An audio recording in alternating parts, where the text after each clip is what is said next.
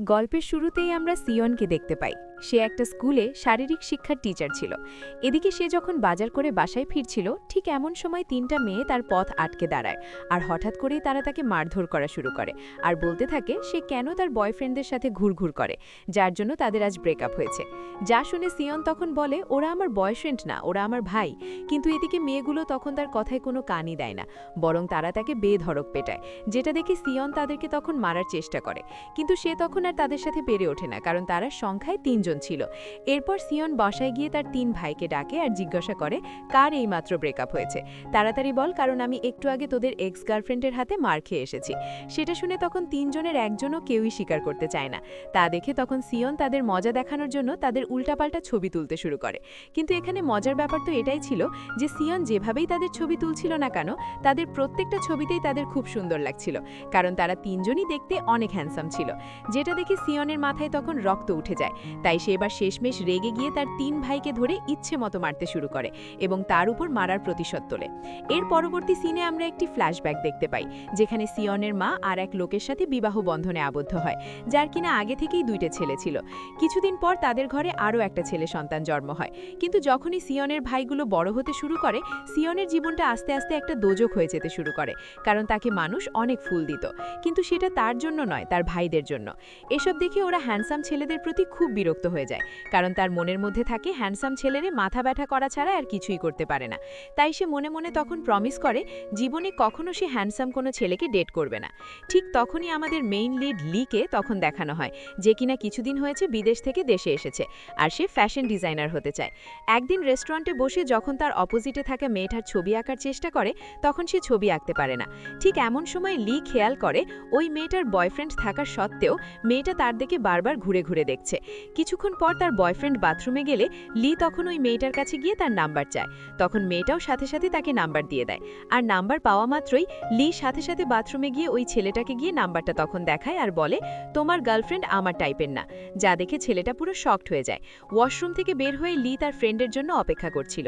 এর কিছুক্ষণ পর তার ফ্রেন্ড এসে যখন তাকে গাড়ি দিয়ে নিয়ে যাচ্ছিল, তখন সে যাওয়ার সময় খেয়াল করে ওই মেয়েটা তার বয়ফ্রেন্ডের পিছে পিছে ছুটছে এবং বারবার তার কাছে ক্ষমা চাচ্ছে, কিন্তু ছেলেটা কিছুতেই দিয়ে তাকে ক্ষমা করছে না। ঠিক অপরদিকে আমরা তখন সিয়নকে দেখতে পাই, যে তার প্রিন্সিপালের রুমে যায় কিছু কথা বলার জন্য, কিন্তু এদিকে প্রিন্সিপাল তার কোনো কথা না শুনেই তাকে রুম থেকে বের করে দেয়, যার কারণে আমাদের বদমাশ সিয়ন তখন বাইরে এসে উল্টোপাল্টা আচরণ করতে শুরু করে, যেটা তখন প্রিন্সিপালের এক কলিগ দেখে ফেলে, আর সে এই স্কুলেরই একজন ডক্টর ছিল।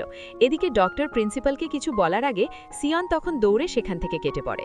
এরপর যখন সে তার ক্লাসরুমে যায়, তখন সে দেখতে পায় তার এক ভাই সেখানে হাই বেঞ্চের উপর দাঁড়িয়ে সবার সামনে নাচছে, যা দেখে সিয়ন তখন রেগে মেগে তার ভাইকে ধমক দেয়, যার কারণে তার ভাই তখন ভয়ে ওখান থেকে পড়ে যায়। এরপর সিয়ন তার ভাইয়ের কান ধরে বাইরে নিয়ে এসে তাকে শাস্তি দেয়। ঠিক সেই সময় তার বয়ফ্রেন্ড তাকে কল দেয় এবং তার সাথে দেখা করতে বলে। সিয়ন তখনই একটা রেস্টুরেন্টে চলে আসে এবং সেখানে বসে বসে তার বয়ফ্রেন্ডের জন্য অপেক্ষা করে এবং তাদের পুরনো ছবি দেখে। ঠিক এমন সময় সিয়ন তখন খেয়াল করে তার বয়ফ্রেন্ডের জায়গায় একটা হ্যান্ডসাম ছেলে এসে এখানে দাঁড়িয়ে রয়েছে, কিন্তু কিছুক্ষণ পরে সে বুঝতে পারে আরে এটা তো তারই বয়ফ্রেন্ড, যে কিনা প্লাস্টিক সার্জারি করিয়ে নিজেকে আরো সুন্দর বানিয়ে নিয়েছে। কিন্তু সিয়ন তো হ্যান্ডসাম ছেলেদের একদমই পছন্দ করতো না। তবুও সে এইসব কিছু দেখে সে তার মনকে বোঝাতে চেষ্টা করে যে বাহিরের মানুষটা যাই হোক না কেন, সে তো ভিতরের ওই মানুষটাকেই পছন্দ করে, ভালোবাসে। কিন্তু একটু পরেই সিয়ন বুঝতে পারে প্লাস্টিক সার্জারি করিয়ে শুধু তার চেহারাই সে পাল্টে ফেলেনি, বরং এর সাথে সাথে সে তার অ্যাটিটিউডও চেঞ্জ করে ফেলেছে, যার কারণে এখন সে সিয়নের সাথে ব্রেকআপ করতে যায়। যেটা শুনে সিয়ন তখন অনেক হার্ট হয়ে যায়। তাই এরপর সে তার এক ভাইয়ের বাড়ি গিয়ে সে অনেক ড্রিঙ্ক করতে শুরু করে আর চারপাশে থাকা ছেলেদের সাথে ফ্লার্ট করে, যা দেখে তার ভাই তখন তাকে তাড়াতাড়ি একটা গাড়িতে করে বাড়ি পাঠিয়ে দেয়। কিন্তু রাস্তায় অতিরিক্ত ড্রিঙ্ক করার কারণে তার বমি আসতে শুরু করে, যার কারণে সে তার এক ফ্রেন্ডকে ফোন করে ডাকে। এরপর তার বান্ধবী এসে তাকে নিয়ে একটা জায়গায় বসায়। সিয়ন তার ফ্রেন্ডকে তখন বলতে থাকে আচ্ছা সব হ্যান্ডসাম ছেলে কি একই রকম হয়, তারা কখনো কাউকে কি মন থেকে ভালোবাসতে পারে না। এরপর যখন সে ওই জায়গাটা পরিষ্কার করছিল, ঠিক এমন সময় পাশ দিয়ে যেতে থাকা লির সাথে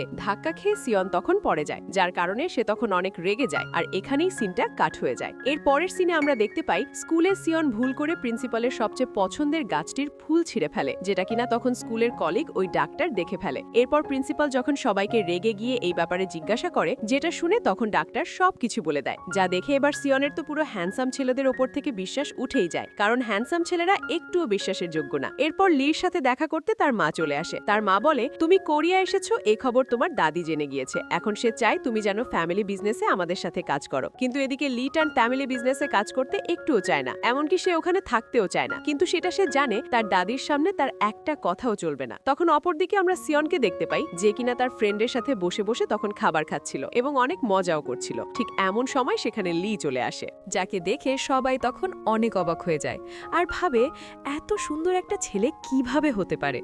সব মেয়েরা তার আশেপাশে তখন ঘুরঘুর করতে থাকে আর আমরা তখন সিয়নকে লক্ষ্য করি আর দেখতে পাই সিয়নের তার খাবার দাবার বাদে আর কোনো দিকেই মনোযোগ নেই। এরপর লি সিয়নের কাছে গিয়ে তখন জিজ্ঞাসা করে, তুমি কে? যেটা শুনে তখন সিয়ন খুব ভাবের সাথে বলে, আমি তোমার ফার্স্ট লাভ। ঠিক এইটা শুনেই লির তখন একটা ফ্ল্যাশব্যাক মনে পড়ে, যেখানে আমরা দেখতে পাই লি ছোটবেলায় সিয়নকে প্রপোজ করেছিল, কিন্তু তার এই চেহারার কারণে সিয়ন তাকে না করে দিয়েছিল। বর্তমানে এটা শুনে লি তখন রেগে সিয়নকে জিজ্ঞাসা করে, ও আচ্ছা, তাহলে তুমিই ওই মেয়ে ছেলে? ঠিক সেই সময় তার পেটে ব্যথা হতে শুরু করে। আসলে এদিকে লির একটা সমস্যা ছিল, সে যখনই কোনো ঝামেলায় পড়ত তার পেটে তখন ব্যথা শুরু হয়ে যেত। এদিকে তার পেটে ব্যথার কারণে সে তখন তড়িঘড়ি করে ওখান থেকে বেরিয়ে পড়ে। লি বেরিয়ে যাওয়ার পর সবাই সিয়নকে তখন জিজ্ঞাসা করে, আচ্ছা লি কি হয়েছে? তখন সিয়ন বলে, আমি কি জানি। ঠিক অপরদিকে লি তখন ওয়াশরুম খুঁজছিল, কারণ এদিকে রেস্টুরেন্টের ওয়াশরুমের অবস্থা অনেক খারাপ ছিল। এদিকে লি যখন ওয়াশরুম খুঁজে পায় না তখন তার কাজের কাজ হয়েই যায়। তার বন্ধু তাকে এই অবস্থায় দেখে তখন সেখান থেকে বাড়ি নিয়ে আসে। এদিকে লি রাতে ঘুমাতেই পারছিল না, যার কারণে সে তার ডাক্তারের বাসায় চলে যায়। এদিকে ডাক্তার তাকে এত রাতে দেখে একটু চিন্তায় পড়ে যায়। এরপর সে ডাক্তারকে বলে, ছোটবেলায় যখন সিয়ন আমাকে না করেছিল তখন আমি খাবার দাবার খাওয়া একেবারে বন্ধ করে দিয়েছিলাম, কিন্তু কিছুক্ষণ পর আমি একবারে অনেকগুলো খাবার একসাথে খেয়ে ফেলি, যার কারণে আমার পেট খারাপ হয়ে যায়। আরেকদিন তো সবার সামনেই, যার পর থেকে সব সময় আমার সাথে এরকমই হতে শুরু করে। এখন আমি সিয়নের উপর বদলা নিতে চাই, কারণ সে এখন আর রিজেক্ট হওয়ার বিষয়টা মেনে নিতে পারছিল না। এর কিছুক্ষণ পর সে তার দাদির সাথে দেখা করতে চলে আসে, যেখানে সে তার দাদিকে বলে সে একদমই এখন আর কোরিয়া থাকতে চায় না, তাই তাকে যেন এখন তারা তাদের ফ্যামিলি বিজনেসের সাথে না জড়ায়। যেটা শুনে তখন তার দাদি তাকে বলে, তুমি 1 বছর আমাদের ফ্যামিলি বিজনেসটা সামলাও, তারপর বাকিটুকু তুমি যা চাইবে তাই হবে। সেটা শুনে লি তখন এ বিষয়ে রাজি হয়ে যায়। তখন সেখান থেকে সে উঠে চলে যায়। এদিকে লি চলে যাবার পর আমরা তখন দেখতে পাই লিয়ের মা আর দাদি এতে খুব খুশি, আর তারা এটাই চেয়েছিল যে তাকে 1 বছর এখানে যেভাবেই হোক আটকে রাখতে হবে, যাতে কোনো মতে তারা তার সাথে একটা ভালো মেয়ের বিয়ে দিতে পারে, যেন সে সারা জীবনের জন্য কোরিয়াতে থেকে যায়। অপরদিকে সিয়নের এক বন্ধু যার নাম কিম, সে হঠাৎ করেই তাকে দেখতে পায় যে সে খুব বিপদে পড়েছিল আর তার থাকার জায়গা পর্যন্ত ছিল না, যার কারণে তাকে থাকার জায়গা দিতে সে তাকে তার বাড়িতে নিয়ে আসে। ঠিক তখনই তার কাছে তার কলিগের ফোন আসে, যে কিনা সিয়ন ও লির সাথে ডিনার করার জন্য তাকে ডাকে। লি যখন সেখানে যায় তখন সে সিয়নকে দেখে বলে, আমাদের মনে হয় তাদেরকে একা ছেড়ে দেওয়া উচিত। এদিকে সিয়নও তখন বুঝতে পেরেছিল তারা দুজন দুজনকে খুব পছন্দ করে।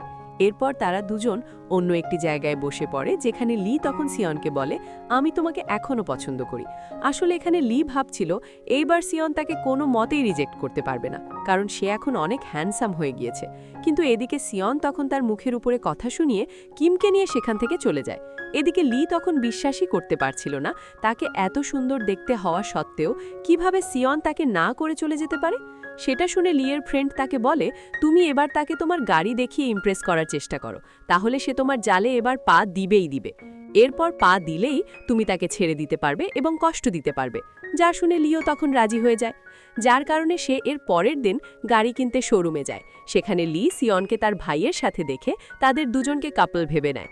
আর একটু পর যখন সে বাড়ি চলে যায় তখন সে লিকে তার সেকেন্ড ব্রাদারের সাথে দেখে। এবার পুরো ভেবেই নেয় সিয়ন একই টাইমে দুজনের সাথে একসাথে ডেট করছে, আর সে মনে মনে ভাবে সে কিভাবে দুজনের সাথে একসাথে ডেট করতে পারে, তাও আবার আমার প্রপোজাল রিজেক্ট করে। এরপর রাতে সিয়ন আর কিম নাইট ওয়াকে বের হয়। ঠিক এমন সময় তারা একটা মেয়েকে রাস্তায় শুয়ে থাকতে দেখে, যেটা দেখে তখন সে মেয়েটাকে বলে, তোমার যদি থাকার কোনো ঘর না থাকে তাহলে তুমি আমার সাথে থাকতে পারো। সেটা শুনে মেয়েটা তাকে না করে দেয়, বরং তাকে একটা ব্যাগ দিতে চায়। সিয়ন সেটা নিতে চায় না, কারণ ব্যাগটা ছিল টাকায় ভর্তি। এরপর সে একটা কাপড়ের ওপর তার লিপস্টিক দিয়ে তার নাম্বার লিখে দেয় আর বলে, কোনো প্রয়োজন হলে আমাকে ফোন দিও। ওই মেয়েটা তখন ওই নাম্বারটা নিয়ে অনেক বড় একটা বাড়িতে চলে যায়। এর পরদিন আমরা লিকে দেখি, যে কিনা সিয়নের স্কুলে এসেছে। আসলে এই স্কুলটা লিয়ের দাদিরই ছিল। সেখানে সে যখন সিয়নকে দেখে, তার সাথে সাথেই তার পেট ব্যথা শুরু হয়ে যায়। তাই সে তার অফিসে চলে যায় আর তার ডাক্তার বন্ধুকে ফোন করে। তখন তার ডাক্তার বন্ধু তাকে মেডিসিন নিতে বলে, আর এর সাথে এটাও বলে, তুমি সিয়নের চোখের দিকে তাকানোর চেষ্টা করো। কিন্তু লি তো সিয়নের চোখের দিকে একদমই তাকাতে পারে না। তাই সে আবার সিয়নের একটা ছবি তুলতে যায়, কিন্তু সেই ছবিতে সে তার চোখের দিকে তাকানোর পরপরই তার আবারও পেট ব্যথা শুরু হয়ে যায়। অপরদিকে কিম তখন সিয়নকে জিজ্ঞাসা করছিল, লি কেন আমাদের স্কুলে এসেছিল। সিয়ন তখন কোনো উত্তর দেয় না। তাই সে ইন্টারনেটে লির ব্যাপারে সার্চ করে, আর তারা জানতে পারে এই সম্পূর্ণ স্কুলটার মালিক আসলে লি। যা দেখে কিম তখন লিয়ের প্রতি ইমপ্রেসড হয়ে যায়, কিন্তু সিয়নের তাতে কিছুই যায় আসে না। অপরদিকে লি যখন স্কুল থেকে বের হয়ে তার গাড়ির দিকে যাচ্ছিল, তখন সিয়ন তাকে দেখে হাত নাড়ায়। যা দেখে লি তখন খুব ঘাবড়ে যায়, আর সে দ্রুত তার গাড়ির দিকে যেতে থাকে আর ভাবে সিয়ন হয়তো তার গাড়ির জন্যই তাকে ইশারা করছে। যার জন্য লি তখন মনে মনে ভাবতে থাকে, তার বন্ধু তাহলে ঠিকই বলেছিল।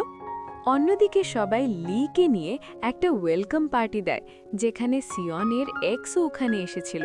এইদিকে সিয়নকে দেখে তার এক্স কান্না করা শুরু করে আর বলে, তার প্রেজেন্ট গার্লফ্রেন্ড যখন জানতে পেরেছে সে প্লাস্টিক সার্জারি করিয়েছে, তখন সে তাকে ছেড়ে দিয়েছে। এর সাথে সে তার মনের সব দুঃখ তাকে বলতে থাকে। তখন সিয়ন তাকে কমফোর্ট করতে চায়, কিন্তু সেই সময় তার এক্স তাকেই ধাক্কা দিয়ে দেয়। এসব কিছুই লি তখন দেখছিল, যেটা দেখে সে সাথে সাথে এসে সিয়নকে পড়ে যাওয়ার হাত থেকে বাঁচায়। এরপর সিয়ন তার ড্রাইভারকে তার এক্সের অ্যাড্রেস দেয়, যেটা শুনে লি তখন জিজ্ঞাসা করে যে এটা কে। তখন সিয়ন উত্তরে বলে, এটা আমার এক্স, যে দেখতে আগের মতো আর নেই। যা শুনে লি তখন ভাবতে থাকে, সিয়ন এখনও গুড লুকিংকে অনেক প্রাধান্য দেয়। এরপর দুজন একসাথে মিলে যখন খাবার খাচ্ছিল, তখন লি তাকে জিজ্ঞাসা করে, কোনো স্টুডেন্ট যদি তার সাথে কোনো খারাপ হওয়ার জন্য বদলা নিতে চায়, এতে তার কি করা উচিত। এটা শুনে সিয়ন ওখানে কিছুই বলে না। এর কিছুক্ষণ পর যখন সিয়ন কিমের সাথে দেখা করে, তখন কিম তাকে বলে, তোমার উচিত লিয়ের কাছে ক্ষমা চাওয়া, কারণ এখন তোমাকে চাইলে সে চাকরি থেকে বের করে দিতে পারে। তা শুনে তখন সিয়ন লিয়ের কাছে ক্ষমা চাওয়ার জন্য যায়। লি তখন চলে যাওয়ার প্রস্তুতি নিচ্ছিল। সিয়ন লিকে বলে, আমরা ছোট ছিলাম তাই অনেক ভুল করেছি, এখন উচিত আমাদের এসব কিছু ভুলে যাওয়া। ঠিক এটা বলে সিয়ন সেখান থেকে চলে যেতে থাকে, কিন্তু সেই সময় লি হাতে ব্যথা পাওয়ার কারণে তার দুটো আঙুল ভাঁজ করে রেখেছিল। যা দেখে সিয়ন ভাবে লি তাকে উল্টোপাল্টা ইশারা করার চেষ্টা করছে, তাই সে তার দিকে এসে তাকে দেয়ালে পুশ করে। ঠিক সেই সময়ে লির একটা ফ্ল্যাশব্যাক মনে পড়ে, যেখানে ছোটবেলা সিয়ন সেই একই কাজ করেছিল এবং তার দিকে স্মাইল করেছিল, যার কারণেই সে তার প্রেমে পড়ে গিয়েছিল। কিন্তু এদিকে সে দেখতে সুন্দর না হওয়ার কারণে কেউ তাকে পাত্তাই দিত না। বর্তমানে লি তার হৃদয়ে হাত দিয়ে বলে, হ্যাঁ, ওটা তুমিই ছিলে। আর সে তার ছোটবেলার কথাগুলো মনে করে তখন হাসতে শুরু করে। লি সিয়নের হাতের নিচ দিয়ে সুন্দর করে বেরিয়ে সাবধানে সেখান থেকে পালিয়ে চলে আসে।